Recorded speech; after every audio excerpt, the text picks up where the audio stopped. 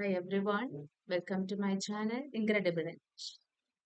ഇന്ന് നമ്മൾ ഡിസ്കസ് ചെയ്യാൻ പോകുന്നത് ഹെഡിങ്ങിൽ കാണുന്നത് പോലെ ഫ്രം ദ ന്യൂസ്. ഒന്നുകൂടെ എടുത്തു പറഞ്ഞാൽ ഫ്രം ദ ന്യൂസ് പേപ്പർ. ഓരോ ദിവസത്തെയും ഇംഗ്ലീഷ് ന്യൂസ് പേപ്പറിൽ വരുന്ന കുറച്ച് സെന്റൻസസ്, ആ സെന്റൻസിന്റെ കൂടെ ആ സെന്റൻസ് പറയുന്നത് വഴി അതിൽ പറഞ്ഞിരിക്കുന്ന ഏതെങ്കിലും ഒരു വേർഡ് നമുക്ക് ഫെമിലിയർ അല്ലാത്തതാവാം, മച്ച് ഫെമിലിയർ അല്ലാത്തതാവാം, ചിലപ്പോൾ കുറച്ച് ഡിഫിക്കൾട്ട് വേർഡ്സ് ആവാം, അല്ലെങ്കിൽ നമുക്ക് ഫെമിലിയർ ആയിട്ടുള്ള എക്സ്പ്രഷൻസും ആവാം. ഇതൊക്കെയാണ് ഡിസ്കസ് ചെയ്യാൻ ഉദ്ദേശിക്കുന്നത്. അപ്പം ഓൾട്ടർനേറ്റ് ഡേയ്സിൽ ഒന്നിടവിട്ട ദിവസങ്ങളിൽ ഇങ്ങനെ ന്യൂസ് പേപ്പറിൽ നിന്ന് ഒരു 15 to 16 വേർഡ്സ് അല്ലെങ്കിൽ മാക്സിമം ഒരു 20 വേർഡ്സ്, അതിന്റെ മീനിങ്ങും ആ സെന്റൻസിന്റെ മീനിങ്, ആ വേർഡിന്റെ മീനിങ് അല്ലെങ്കിൽ എക്സ്പ്രഷന്റെ മീനിങ്, എന്നിട്ട് അത് യൂസ് ചെയ്ത് വേണ്ടതാണെങ്കിൽ അത് യൂസ് ചെയ്ത് വേറൊരു സെന്റൻസ് ഇങ്ങനെ ഡിസ്കസ് ചെയ്യാനാണ് ഉദ്ദേശിക്കുന്നത്. ഇത് നമ്മുടെ വൊക്കാബുലറിയെ ഒന്നുകൂടെ ഫെമിലിയറൈസ് ചെയ്യാൻ, പുതിയ പുതിയ വാക്കുകൾ നമ്മൾ ഫെമിലിയർ ആവണം. ഈ പറയുന്ന വാക്കുകൾ തന്നെ നമുക്ക് ഇതിന്റെ സിമ്പിൾ ഫോംസ് വേറെ ഉണ്ട്. പക്ഷെ എങ്കിലും എപ്പോഴും നമ്മൾ we need to be updated, അല്ലെ? നമ്മൾ വി നീഡ് ടു അപ്ഗ്രേഡ് അവർ. അതിന് വേണ്ടിയിട്ടാണ് ഇങ്ങനെ ഡിസ്കസ് ചെയ്യുന്നത്. അപ്പൊ ഇന്ന് നമ്മൾ സിമ്പിൾ ഉണ്ട്, ഒട്ടും കേട്ട് പരിചയമില്ലാത്ത വേർഡ്സ് ഉണ്ട്. അപ്പൊ അതിന്റെ പ്രൊനൗൺസിയേഷനും ഒക്കെ ചെക്ക് ചെയ്ത് ശ്രദ്ധിച്ചു പോവാം. ആദ്യത്തേത് നമ്മൾ ആദ്യം, ഇത് ഫെമിലിയർ ആയിരിക്കാം, കുറച്ചു പേർക്കെങ്കിലും ഫെമിലിയർ ആയിരിക്കാം. Ahead of. എഹെഡ് ഓഫ് എന്ന് പറഞ്ഞാൽ എന്തിനെങ്കിലും മുന്നോടിയായി എന്നുള്ള മീനിങ്. ഇന്നിപ്പോൾ നമ്മൾ ഡിസ്കസ് ചെയ്യുന്ന മീനിങ് അതാണ്. മുന്നോടിയായി എന്നുള്ള ഒരു കാര്യം പറയാൻ, അങ്ങനെ ഒരു കാര്യം എക്സ്പ്രസ് ചെയ്യാൻ വേണ്ടിയിട്ട് എഹെഡ് ഓഫ് നമുക്ക് യൂസ് ചെയ്യാം. അല്ലാതെ എഹെഡ് എന്ന് പറയുമ്പോൾ വേറെ മീനിങ് ഉണ്ട്. ഇപ്പൊ നമ്മൾ പറയുന്നത് ahead of. Ahead of means മുന്നോടിയായി. അപ്പൊ ഇവിടെ തന്നിരിക്കുന്നത് ഇത് ഇന്ന് ന്യൂസ് പേപ്പറിൽ കണ്ട ഒരു സെന്റൻസ് ആണ്. Ahead of the 2025 Expo, ഇവിടെ എക്സ്പോ എന്നല്ലായിരുന്നു, ഞാൻ expo എന്നാക്കിയതാണ്. Ahead of the 2025 Expo scheduled to be held next month. അടുത്ത മാസം നടത്താനിരിക്കുന്ന എക്സ്പോയ്ക്ക് മുന്നോടിയായി 2025 എക്സ്പോ അടുത്ത മാസത്തേക്ക് പ്ലാൻ ചെയ്തിരിക്കുന്നു. സ്കെഡ്യൂൾഡ് എന്ന് പറയുമ്പോഴത്തേക്ക് പ്ലാൻ ചെയ്തിരിക്കുകയാണ്. അതിന് മുന്നോടിയായി എന്നുള്ളതാണ് ഇവിടെ എക്സ്പ്രസ് ചെയ്യുന്നത്. അപ്പൊ എഹെഡ് ഓഫ് എന്ന് പറഞ്ഞാൽ മുന്നോടിയായി. അപ്പം അതിലേക്ക് നമ്മൾ പറയും ahead of the festival season. Ahead of the festival season, festival സീസണ് മുന്നോടിയായി. Preparations are under way. Preparations തുടങ്ങി കഴിഞ്ഞു എന്ന് നമുക്ക് പറയാം. അപ്പൊ എഹെഡ് ഓഫ് എന്ന് പറഞ്ഞാൽ മുന്നോടിയായി. അടുത്തത് preparations in full swing in the Sangam area of Prayagraj. അപ്പൊ ആ ഒരു സെന്റൻസ് കേൾക്കുമ്പോഴേ അറിയാം കുംഭമേളയുമായിട്ട് റിലേറ്റ് ചെയ്ത് ഇന്ന് ന്യൂസ് പേപ്പറിൽ വന്നൊരു ന്യൂസ് ആണ്. അപ്പൊ ഇവിടെ നമ്മൾ ഡിസ്കസ് ചെയ്യാൻ ഉദ്ദേശിക്കുന്ന expression in full swing. In full swing. Swing എന്നുള്ള വേർഡ് നമ്മൾ ഫെമിലിയർ ആണ്, ഇറ്റ്സ് എ നൗൺ, അല്ലെ? സ്വിംഗ് എന്ന് പറയുമ്പോൾ ദാറ്റ് ഇസ് എ നൗൺ. എന്താണ്? ഊഞ്ഞാലിന് നമ്മൾ സ്വിംഗ് എന്ന് പറയും. അപ്പം ഇൻ ഫുൾ സ്വിംഗ് എന്ന് പറയുമ്പോൾ അതിന്റെ മീനിങ് മാറി. എന്താണ് ഇൻ ഫുൾ സ്വിംഗ് എന്ന് പറഞ്ഞാൽ? പൂർണ്ണ തോതിൽ. 3 മീനിങ് ഞാൻ ഇവിടെ കൊടുത്തിട്ടുണ്ട്. ഇതിനെല്ലാം നമുക്ക് ഇൻ ഫുൾ സ്വിംഗ് എന്ന് യൂസ് ചെയ്യാം. പൂർണ്ണ തോതിൽ, ഉച്ചകോടിയിൽ, ഊർജസ്വലമായി എന്ന് വെച്ചാൽ വളരെയധികം മാക്സിമം നല്ല രീതിയിൽ ചെയ്യുന്നു എന്നുള്ളതാണ്. പൂർണ്ണമായും നല്ല രീതിയിൽ നടക്കുന്നു, പറ്റാവുന്ന അത്രയും വേഗത്തിൽ, പറ്റാവുന്ന അത്രയും വൃത്തിയായി നന്നായി നടക്കുന്നു എന്ന് എക്സ്പ്രസ് ചെയ്യാൻ വേണ്ടിയിട്ടാണ് ഇൻ ഫുൾ സ്വിംഗ്. അപ്പൊ ഇവിടെ എന്താ അതിന്റെ അർത്ഥം? പ്രയാഗ്രാജില് സംഗം ഏരിയ, അതായത് ഇത് നടക്കുന്ന കുംഭമേള നടക്കുന്ന ഏരിയയില് പ്രിപ്പറേഷൻസ് പൂർണ്ണ തോതിൽ നടക്കുന്നു എന്നാണ് പറയുന്നത്. പ്രിപ്പറേഷൻസ് ഇൻ ഫുൾ സ്വിംഗ്, പൂർണ്ണ തോതിൽ നടക്കുന്നു. ഓക്കെ, അടുത്തത് അതിൽ നിന്ന് തന്നെ എടുത്തിരിക്കുന്നതാണ് കോൺഫ്ലുവൻസ്. കോൺഫ്ലുവൻസ് എന്ന് പറഞ്ഞാൽ അതിന്റെ പ്രൊനൗൺസിയേഷൻ എങ്ങനെയാണ്? കോൺഫ്ലുവൻസ് എന്നാണ്. കോൺഫ്ലുവൻസ് എന്ന് പറഞ്ഞാൽ സംഗമം. സംഗമം എന്ന് ഉദ്ദേശിക്കുന്നത് 2 റിവേഴ്സ്, ഒരേപോലത്തെ നല്ല 2 റിവേഴ്സ് ചേരുന്ന സ്ഥലം. അപ്പൊ അവിടെയാണല്ലോ ഇത് നടക്കുന്നത്. അപ്പൊ കോൺഫ്ലുവൻസ് എന്ന പേപ്പർ കണ്ടിട്ടുണ്ട്. അതാണ് കോൺഫ്ലുവൻസ് എന്നുള്ള വേർഡ് ഡിസ്കസ് ചെയ്യാന്ന് കരുതി സംഗമം. Okay, next caught on. Caught on. Caught എന്നുള്ള വേർഡ് നമുക്കറിയാം, ക്യാച്ച് എന്ന് പറയുന്ന മെയിൻ വെർബ്, ആക്ഷൻ വെർബിന്റെ സെക്കൻഡ് ഫോം ആണ്, പാസ്റ്റ് ടെൻസ് ആണ് കോട്ട്. കോട്ടിന്റെ കൂടെ ഓൺ എന്നുള്ള പ്രിപ്പോസിഷൻ ആഡ് ചെയ്തു. കോട്ട് എന്നുള്ള വെർബിന്റെ കൂടെ ഓൺ എന്നുള്ള പ്രിപ്പോസിഷൻ ആഡ് ചെയ്തു. So it becomes A phrasal verb. ഇതെന്താണ്? ഒരു ഫ്രേസൽ വെർബ് ആണ്. അപ്പൊ ഫ്രേസൽ വെർബ് ഫോം ചെയ്യുന്നതിന്റെ ഒരു രീതി അതാണ്. എന്താണ്? വെർബിന്റെ കൂടെ പ്രിപ്പോസിഷൻ ആഡ് ചെയ്തു. അല്ലാതെയും ഫോം ചെയ്യുന്നതുണ്ട്. ഇപ്പൊ നമ്മൾ ഇത് മാത്രം പറഞ്ഞാൽ മതി. Caught on. ഇപ്പൊ കോട്ട് എന്നുള്ള മീനിങ് വേറെയാണ്, നമുക്കറിയാം. കോട്ട് ഓൺ ടു എന്ന് പറയുമ്പോഴും it's different. Caught on to, that is different. ഇവിടെ നമ്മൾ ഡിസ്കസ് ചെയ്യുന്നത് കോട്ട് ഓൺ. കോട്ട് ഓൺ എന്ന് പറഞ്ഞാൽ ബിക്കം പോപ്പുലർ, ആൾക്കാർ അറിയപ്പെടുക. ബിക്കം പോപ്പുലർ എന്നുള്ള വേർഡ് എല്ലാവർക്കും അറിയാം. പോപ്പുലർ, ജനകീയമാവുക എന്നുള്ളതാണ്. ജനകീയമാവുക, മലയാളത്തിൽ പറഞ്ഞാൽ ജനകീയമാവുക. അപ്പൊ എന്താണ് ഇന്ന് പേപ്പറിൽ കണ്ട ന്യൂസ്? ഇതാണ് സെന്റൻസ്. ഇതാണ്: unlike solar power plants, wind energy systems have never really caught on in Kerala. Wind മില്ലിനെ കുറിച്ചും വിൻഡ് എനർജി സിസ്റ്റത്തിനെ കുറിച്ചും, അല്ലെങ്കിൽ വിൻഡ് എനർജി മാക്സിമം യൂട്ടിലൈസ് ചെയ്യുക, അതിനെക്കുറിച്ച് ഒരു റിപ്പോർട്ട് ഉണ്ടായിരുന്നു, അതിനെക്കുറിച്ച് ഒരു ന്യൂസ് ഉണ്ടായിരുന്നു. അതിനെ കൂടുതൽ യൂട്ടിലൈസ് ചെയ്യാനുള്ള ശ്രമങ്ങൾ നടത്താൻ പോകുന്നു എന്നുള്ള രീതിയിൽ. പക്ഷേ അത് ഇതുവരെയും സോളാർ പവർ പ്ലാന്റ്സ് ആണെങ്കിൽ പെട്ടെന്ന് പോപ്പുലറായി, അല്ലെ? സോളാർ പാനലിന്റെ കാര്യവും സോളാർ പവർ പ്ലാന്റ്സിന്റെ കാര്യവും ഒക്കെ പോപ്പുലറായി. നമുക്ക് ഒട്ടുമിക്ക വീടുകളിലും ഒത്തിരി സ്ഥലങ്ങളിൽ സോളാർ പാനൽസ് എല്ലാം വെച്ചിട്ടുണ്ട്. സോളാർ പാനൽസ് വെച്ചിട്ട് ക്യാമറാസ് ഒക്കെ ബുക്ക് ചെയ്യുന്നുണ്ട്. അതൊക്കെ അവിടെ നിൽക്കട്ടെ. അപ്പം അത് പോപ്പുലറായി. പക്ഷെ അതുപോലെയല്ല അൺലൈക്ക് എന്ന് പറയുമ്പോൾ അതുപോലെയല്ല, സോളാർ പവർ പ്ലാന്റ്സിനെ പോലെയല്ല വിൻഡ് എനർജി സിസ്റ്റംസിന്റെ കാര്യം. In Kerala wind energy systems ഒട്ടും തന്നെ പോപ്പുലർ ആയില്ല എന്നാണ് ഇവിടെ പറയുന്നത്. Have never really caught on. Never എന്ന് പറയുമ്പോൾ നെഗറ്റീവായി. Have never really caught on in Kerala. Have never really become popular in Kerala. കേരളത്തിൽ അത് ജനകീയമായില്ല, അല്ലെങ്കിൽ പോപ്പുലർ ആയില്ല എന്നാണ് ഉദ്ദേശിക്കുന്നത്. സോ കോട്ട് ഓൺ എന്ന് പറഞ്ഞതിന്റെ മീനിങ് എന്താണ്? Become popular. It's a phrasal verb. അതിനൊരു എക്സാമ്പിൾ സെന്റൻസ് വേറൊരെണ്ണം എഴുതിയിരിക്കുകയാണ്. The new dance trend quickly caught on among the teenagers.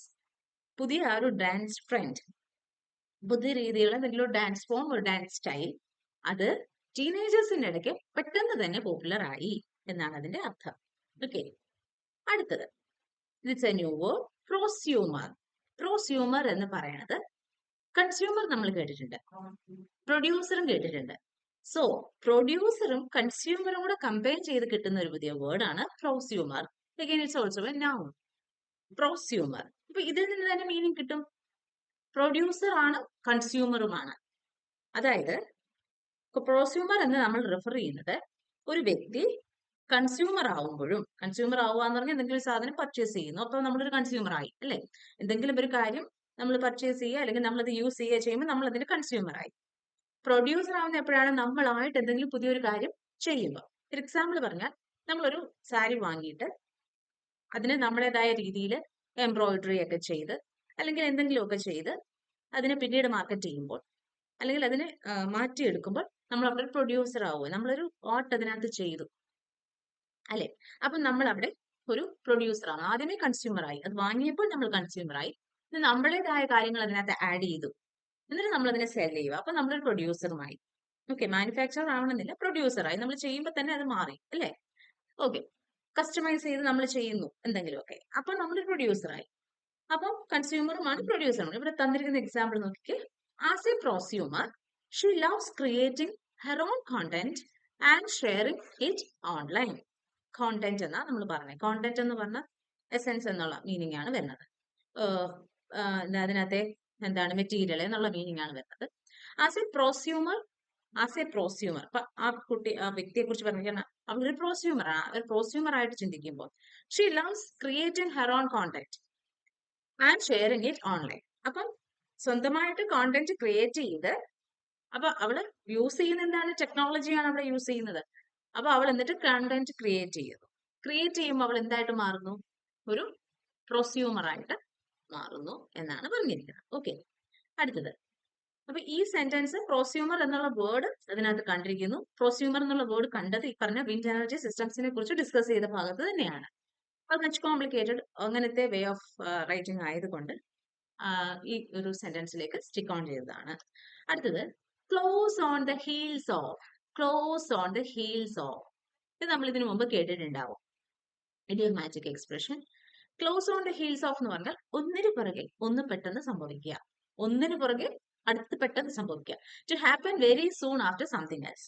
ഒരു കാര്യം സംഭവിച്ചതിന് ശേഷം പെട്ടെന്ന് തന്നെ അടുത്ത കാര്യം സംഭവിക്കുന്നതിനെയാണ് നമ്മൾ close on the heels of എന്ന് പറയുന്നത്. Close on the heels of the meeting they went out for lunch. അതായത് ഇതിനർത്ഥം ഇമ്മീഡിയറ്റ്ലി ആഫ്റ്റർ ദ മീറ്റിംഗ്, അതായത് മീറ്റിംഗ് കഴിഞ്ഞ ഉടനെ തന്നെ അവര് ലഞ്ചിന് പോയി എന്നാണ് അതിന്റെ അർത്ഥം. തൊട്ടുപുറകെ close on the heels of the conference the team began preparing for the upcoming presentation. Conference കൂടി ഡിസിഷൻ എടുത്തു, എന്തെങ്കിലുമൊക്കെ പോയിന്റ്സിനെ കുറിച്ച് ഡിസ്കസ് ചെയ്തു. ഓക്കെ, അപ്പം തൊട്ടുപുറകെ ടീം പ്രസന്റേഷന് വേണ്ടി പ്രിപ്പയർ ചെയ്ത് തുടങ്ങി. അപ്പൊ ഒന്നിന് പുറകെ ഒന്ന്, തൊട്ടുപുറകെ എന്നുള്ള മീനിങ് ആണ് close on the heels of. അടുത്തത് ഈ വേർഡ് നമ്മൾ കേട്ടിട്ടുള്ളതാണ്, സ്റ്റിപ്പുലേറ്റ്. സ്റ്റിപ്പുലേറ്റഡ് ടൈം എന്നാണ് ഞാനിവിടെ കൊടുത്തിരിക്കുന്നത്, കാരണം അങ്ങനെയാണ് ഞാൻ കണ്ടത്. സ്റ്റിപ്പുലേറ്റഡ് ടൈം എന്ന് തന്നെ എഴുതി. സ്റ്റിപ്പുലേറ്റഡിന്റെ മീനിങ് നേരത്തെ തീരുമാനിച്ച് ഉറപ്പിക്കുന്നു, ഇന്ന ഇന്ന കാര്യങ്ങൾ ഇന്ന ഇന്ന രീതിയിൽ നടക്കണം എന്നുള്ളൊരു പ്ലാൻ നേരത്തെ ചെയ്യുന്നു. ഇന്ന കാര്യങ്ങൾ ഇന്ന പോലെ ഇന്ന സമയത്ത് നടക്കുന്നു. സ്റ്റിപ്പുലേറ്റഡ്, തീരുമാനിച്ച് ഉറപ്പിക്കുന്നു, തീരുമാനിക്കുക, ഉറപ്പിക്കുക. ഓക്കെ, അപ്പം stipulated time frame, stipulated framework എന്നൊക്കെ നമ്മൾ പറയും. അപ്പം സ്റ്റിപ്പുലേറ്റഡ് ടൈം വെച്ചിട്ടാണ് നമ്മൾ ചെയ്തിരിക്കുന്നത്. They are trying to complete the arrangements in the stipulated time frame of 2 weeks. ഇവിടെ ഫുൾ സ്റ്റോപ്പ് ഇടാൻ വിട്ടുപോയിട്ടുണ്ട്, സോറി ഫോർ ദ. സെന്റൻസ് ആവണമെങ്കിൽ എപ്പോഴും ഫുൾ സ്റ്റോപ്പ് ആവശ്യമാണ്. Okay, they are trying to complete the arrangements in the stipulated time frame of 2 weeks. അവര് തീരുമാനിച്ചുറപ്പിച്ചിരിക്കുന്ന 2 weeks കൊണ്ട് തന്നെ arrangements complete ചെയ്യാൻ ശ്രമിച്ചുകൊണ്ടിരിക്കുകയാണ് എന്നാണ് അർത്ഥം. R trying, so that is present continuous. R trying, അവര് തീരുമാനിച്ചുറപ്പിച്ച സമയത്ത് തന്നെ, 2 ആഴ്ച എന്നുള്ള സമയത്തിനുള്ളിൽ തന്നെ, അതാണ് തീരുമാനിച്ചുറപ്പിച്ച സമയം, അതിനുള്ളിൽ തന്നെ കംപ്ലീറ്റ് ചെയ്യാൻ, അറേഞ്ച്മെന്റ്സ് കംപ്ലീറ്റ് ചെയ്യാൻ ട്രൈ ചെയ്തുകൊണ്ടിരിക്കുന്നു. അടുത്തത് അൺഡ്യൂ ഡിലേ, ആവശ്യമില്ലാത്ത കാലതാമസം, അനാവശ്യമായ കാലതാമസം, അതാണ് അൺഡ്യൂ ഡിലേ, അനാവശ്യ കാലതാമസം. വെയിറ്റിംഗ് ടു ലോങ്, കൂടുതൽ സമയം, അത് പ്രതീക്ഷിച്ചതിലും ആവശ്യമില്ലാതെ നമുക്ക് വെയിറ്റ് ചെയ്യുന്നു. അൺഡ്യൂ ഡിലേ, അനാവശ്യ കാലതാമസം. The construction was delayed because of the undue delay in delivering the materials. Construction delayed ആവാനുള്ള കാരണം അനാവശ്യമായി സാധനങ്ങൾ ഡെലിവറി ചെയ്യാനുള്ള കാലതാമസമാണ് കാരണം. അനാവശ്യമായിട്ടുണ്ടായ കാലതാമസം എന്തില്, സാധനങ്ങൾ ഡെലിവറി ചെയ്യാൻ, അത് കാരണമാണ് കൺസ്ട്രക്ഷൻ ഡിലേഡ് ആയത് എന്നാണ് ഇവിടെ പറഞ്ഞിരിക്കുന്നത്. ഓക്കെ, എഗെയിൻ ആൻഡ്യൂ ഡിലേക്ക് കൊടുത്തിരിക്കുന്ന സെന്റൻസും ഇത്തിരി കോൺട്രവേഴ്ഷ്യയിലേക്ക് പോകും. സെന്റൻസസ് ഒക്കെ വരുമ്പോൾ ഞാൻ അത് അവോയ്ഡ് ചെയ്ത് വേറെ ഒന്ന് എടുക്കും. അപ്പം അതുകൊണ്ടാണ് ഇവിടെ ഈ ഒരു എക്സ്പ്രഷൻ നമ്മൾ അറിഞ്ഞിരിക്കണം. നമ്മൾ പറയാറുണ്ട് എപ്പോഴും സംസാരിക്കുമ്പോൾ, അനാവശ്യമായിട്ടുണ്ടായ ഒരു കാലതാമസം, അതിനെ നമുക്ക് എങ്ങനെ ഒറ്റ ഇംഗ്ലീഷിൽ പറയാം, അൺഡ്യൂ ഡിലേ എന്നാണ്. ഓക്കെ, അടുത്തത് നിക്ഷിപ്തം, നിക്ഷിപ്തമായ. All powers are sought to be vested in the chancellor. ആ ന്യൂസും നമ്മൾ വായിച്ചിട്ടുണ്ടാവും, UGCയുമായിട്ട് റിലേറ്റ് ചെയ്തിട്ട് വരുന്ന ന്യൂസ് ആണ്. ചാൻസലർ, നേരത്തെ ഒത്തിരി ഇഷ്യൂസ് ഉണ്ടായിട്ടുണ്ട്, ഗവർണറുമായിട്ടൊക്കെ റിലേറ്റ് ചെയ്തൊക്കെ ഇഷ്യൂസ് ഉണ്ടായിട്ടുണ്ട്. അപ്പൊ ഇവിടെ പറഞ്ഞിരിക്കുന്നത് എല്ലാ അധികാരങ്ങളും, ഈ പറഞ്ഞിരിക്കുന്ന സെന്റൻസിന്റെ meaning all powers are sought to be vested in the chancellor, എല്ലാ അധികാരങ്ങളും ചാൻസലറില് നിക്ഷിപ്തമാവണം എന്നുള്ള താല്പര്യം, അതാണ് വന്നിരിക്കുന്നത്, നിക്ഷിപ്തം. ഇനി ഇതിപ്പോ ടു ബി വെസ്റ്റഡ് എന്ന് പറയുമ്പോൾ നിക്ഷിപ്തമായ അല്ലെങ്കിൽ നിക്ഷിപ്തം എന്നുള്ള മീനിങ് ആണ്. അങ്ങനെ വരുമ്പോൾ നമുക്കൊരു ഡൗട്ട് വരാം, വെസ്റ്റഡ് ഇൻട്രസ്റ്റ് എന്നൊരു വേർഡ് നമ്മൾ കേട്ടിട്ടുണ്ട്, എക്സ്പ്രഷൻ കേട്ടിട്ടുണ്ട്. വെസ്റ്റഡ് ഇൻട്രസ്റ്റ്, സ്ഥാപിത താല്പര്യങ്ങൾ. എന്താണ് സ്ഥാപിത താല്പര്യങ്ങൾ? ഒരാള്, ആ ആൾക്ക് പേഴ്സണൽ ആയിട്ട് എന്തെങ്കിലും ഉപകാരം ഉണ്ടാവുന്ന, അഡ്വാൻറ്റേജ് ഉണ്ടാവുന്ന, പേഴ്സണൽ അഡ്വാൻറ്റേജിന് വേണ്ടിയിട്ട് ഒരു കാര്യം ചെയ്യുക, അതാണ് സ്ഥാപിത താല്പര്യം. എന്ന് വെച്ചാൽ പേഴ്സണൽ ആയിട്ടുള്ള ഇൻട്രസ്റ്റിന് വേണ്ടിയിട്ട്, പേഴ്സണൽ ആയിട്ട് എന്തെങ്കിലും അഡ്വാൻറ്റേജ് കിട്ടുന്ന കാര്യങ്ങൾ ചെയ്യുന്നു, അതാണ് വെസ്റ്റഡ് ഇൻട്രസ്റ്റ് എന്ന് പറയുന്നത്. സോ ടു ബി വെസ്റ്റഡ് എന്ന് പറഞ്ഞാൽ നിക്ഷിപ്തമാവുക. ടു ബി ഗിവൺ, അത് ലോ ആൻഡ് ഓർഡർ ഒക്കെ കംപ്ലീറ്റ്ലി എപ്പോഴും നമ്മളത് വരുന്ന എന്താണ്, ഫോർമലായിട്ട് യൂസ് ചെയ്യുന്ന ഒരു വേർഡാണ്. ആരിലെങ്കിലും അധികാരം നിക്ഷിപ്തമാകുന്നു അല്ലെങ്കിൽ അവർക്ക് കൊടുക്കുന്നു എന്ന് പറയുമ്പോൾ നമ്മൾ ടു ബി വെസ്റ്റഡ് എന്ന് പറയാം. ഓക്കെ, വെസ്റ്റഡ് ഇൻട്രസ്റ്റ് എന്ന് പറഞ്ഞാൽ സ്ഥാപിത താല്പര്യങ്ങൾ. ഓക്കെ, ഇനി ഇത് to corner someone, cornering someone, ആരെങ്കിലും കോർണർ ചെയ്തു, കോർണർ ചെയ്യപ്പെട്ടു എന്ന് പറഞ്ഞാൽ രക്ഷപ്പെടാൻ പറ്റാത്ത വിധം ബുദ്ധിമുട്ടിലാക്കുക, ദുർഘടത്തിലാക്കുക. അവർക്ക് ഡിഫെൻഡ് ചെയ്യാൻ പറ്റില്ല, പറഞ്ഞു നിൽക്കാൻ പറ്റില്ല, നമുക്ക് ഡിഫെൻഡ് ചെയ്ത് നിൽക്കാൻ പറ്റില്ല. അതാണ് കോർണറിങ് സംവൺ എന്ന് പറഞ്ഞാൽ ഒരു തരത്തിൽ നമുക്ക് അവിടെ നിന്ന് രക്ഷപ്പെടാൻ പറ്റില്ല. ആൻസർ യെസ് പറഞ്ഞാലും പ്രശ്നം, നോ പറഞ്ഞാലും പ്രശ്നം. ആ രീതിയിൽ നമ്മളെ കൊണ്ടെത്തിക്കുന്ന സിറ്റുവേഷൻ. ഇപ്പൊ ഇവിടെ തന്നിരിക്കുന്ന sentence, the interviewer cornered the politician with some probing questions. ചില ക്വസ്റ്റ്യൻസ് കൊടുത്ത്, അതായത് ചോദ്യം ഉളവാക്കുന്ന ചില ക്വസ്റ്റ്യൻസ് കൊടുത്ത് പൊളിറ്റീഷ്യനെ കോർണർ ചെയ്തു, അദ്ദേഹത്തിനെ ദുർഘടത്തിലാക്കി. അദ്ദേഹത്തിന് എന്ത് പറഞ്ഞാലും പ്രശ്നമാകും. ആ ആൻസർ ചെയ്ത് കഴിഞ്ഞാൽ യെസ് എന്ന് പറഞ്ഞാലും പ്രശ്നമാകും, നോ എന്ന് പറഞ്ഞാലും പ്രശ്നമാകും. അതാണ് ദുർഘടത്തിലാക്കുക. To corner someone, cornering, to corner. Corner എന്നുള്ള വേർഡിന്റെ മീനിങ് വേറെയാണ്, നമുക്കറിയാം. കോർണർ ഓഫ് ദ റൂം, മൂല എന്നുള്ള മീനിങ് ആണ്. ഇവിടെ നമ്മൾ പറഞ്ഞത് ടു കോർണർ സംവൺ. അടുത്തത്, this is much familiar I think. So step out of. Step out of, step out of എന്ന് പറഞ്ഞ് പുറത്ത് കിടക്കുക. എപ്പോഴും നമ്മൾ പറയണം step out of your comfort zone, എന്നാൽ മാത്രമേ പുരോഗതി ഉണ്ടാവുള്ളൂ എന്ന് നമ്മൾ പറയാറുണ്ട്. Step out of the comfort zone. She decided to step out of the comfort zone. അവൾ കംഫർട്ട് സോണിൽ നിന്ന് പുറത്തു കിടക്കാൻ തീരുമാനിച്ചു എന്നാണ് പറഞ്ഞിരിക്കുന്നതിന്റെ അർത്ഥം. സോ സ്റ്റെപ്പ് ഔട്ട് ഓഫ് എന്ന് പറയുന്നത് പുറത്ത് കിടക്കുക. ഓക്കെ, അടുത്തത് crowd funding campaign. Crowd funding campaign. Delhi CM launches crowd funding campaign. നമുക്കറിയാം ഇലക്ഷൻ ഡിക്ലെയർ ചെയ്തു. അപ്പം അവിടെ Delhi CM crowd funding campaign, ധനസമാഹരണ പ്രചാരണം സ്റ്റാർട്ട് ചെയ്തു. ഇലക്ഷന് വേണ്ടിയിട്ടുള്ള ധനസമാഹരണം, ക്യാമ്പയിന് വേണ്ടിയിട്ടുള്ള, പ്രചാരണത്തിന് വേണ്ടിയിട്ടുള്ള ധനസമാഹരണത്തിനുള്ള ക്രൗഡ് ഫണ്ടിങ് ക്യാമ്പയിൻ സ്റ്റാർട്ട് ചെയ്തു. ലോഞ്ച് ചെയ്തു, സ്റ്റാർട്ട് ചെയ്തു. ഓക്കെ, ക്രൗഡ് ഫണ്ടിങ് ക്യാമ്പയിൻ, ധനസമാഹരണ പ്രചാരണം. ആരിൽ നിന്ന്? ജനങ്ങളിൽ നിന്ന്. ഓക്കെ, സാധാരണ ജനങ്ങളിൽ നിന്ന് ധനം സമാഹരിക്കുന്നു. അതാണ് ക്രൗഡ് ഫണ്ടിങ് ക്യാമ്പയിൻ എന്ന് പറയുന്നത്. ക്രൗഡ് ഫണ്ടിങ്, ക്രൗഡ് എന്ന് പറയുമ്പോൾ നമുക്കറിയാം പീപ്പിൾ. Okay, next. ഇത് കുറച്ച് വാക്കുകൾ കൂട്ടത്തിൽ കണ്ടുപോയ കുറച്ച് വാക്കുകളാണ്. അതിലൊന്നാമത്തേത് ഡെമോഗ്രഫി. ഡെമോഗ്രഫിക് എന്ന് പറഞ്ഞാൽ ജനസംഖ്യാപരമായ demography. Vegetative state, form someone in a vegetative state എന്ന് പറഞ്ഞാൽ കോമ പോലെ ആ ഒരു അവസ്ഥയിൽ കിടക്കുന്നവരാണ് വെജിറ്റേറ്റീവ് എന്ന് പറഞ്ഞിരിക്കുന്നത്. സ്വെയറിംഗ് ഇൻ, ഇപ്പൊ നമ്മൾ ട്രംപിന്റെ swearing in on of Donald Trump എന്നൊക്കെ പറയുന്നു. ഇപ്പൊ സ്വെയറിംഗ് ഇൻ എന്ന് പറഞ്ഞാൽ സത്യപ്രതിജ്ഞ, സ്വെയറിംഗ് ഇൻ ഓൺ. അടുത്തത് റിസെന്റ്. റിസെന്റ് എന്ന് പറഞ്ഞാൽ റിവോക്ക് അല്ലെങ്കിൽ ക്യാൻസൽ, റിപ്പീൽ എന്നൊക്കെ പറയുന്ന വേർഡ് പോലെയാണ് റിസെന്റ്. പിൻവലിക്കുക. ക്യാൻസൽ, റിവോക്ക് എന്നൊക്കെ പറയുന്ന പോലെയാണ് റിസെന്റ് എന്നുള്ള വേർഡ്. എന്താണ് റിസെന്റ്? അടുത്തത് അൺടെനബിൾ. നമുക്ക് വാദിച്ച് സ്ഥാപിച്ചെടുക്കാൻ പറ്റാത്ത ഒരവസ്ഥ. അൺടെനബിൾ, നമുക്ക് ഈ പറഞ്ഞ പോലെ ഡിഫെൻഡ് ചെയ്ത് നിൽക്കാൻ പറ്റില്ല.